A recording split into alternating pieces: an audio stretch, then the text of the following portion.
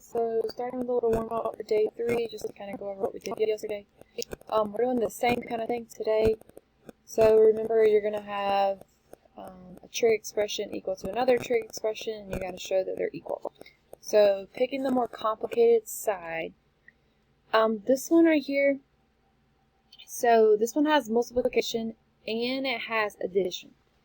So multiplication and it has addition. So you want to take a look at the trig functions before you kind of pick which side. So they are both complicated trig functions. So if you see one that's both complicated trig functions and you're choosing between multiplication and addition, you want to choose addition. The reason is because with addition, and this is not really multiplication anyway here, it's not going to help a lot. But with addition, you can add your fractions together if you can turn them into fractions. So we're going to start on the right side this time. And I'm going to rewrite cotangent as cosine x or cosine y over sine y. And tangent is going to be rewritten as sine y over cosine y. Okay, so this is addition, so we need to add fractions, so they have to have the same denominator. So the first denominator is missing cosine y. Second denominator is missing sine y.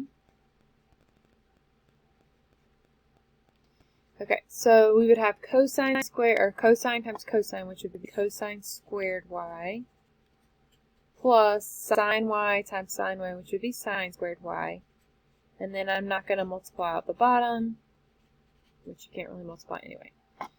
So then we know cosine squared plus sine squared is equal to 1.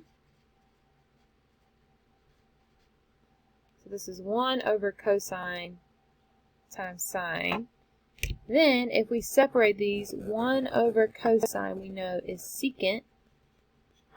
And 1 over sine we know is cosecant. So it almost looks like the other side. You just want to rewrite them in the correct order, just so you can show it's exactly equal to the other side. So now we've proved that the right side is actually equal to the left side this time. So this gives you an example of the right and the left on which side you might start on. Alright, and then for the next problem for the warm-up,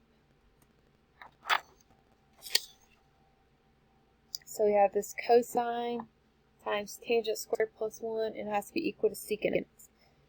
So hopefully you can kind of tell that you're going to have to start on the left-hand side. The right-hand side, there's nothing to do at all. But this left-hand side has multiplication. Okay, so we're going to do that.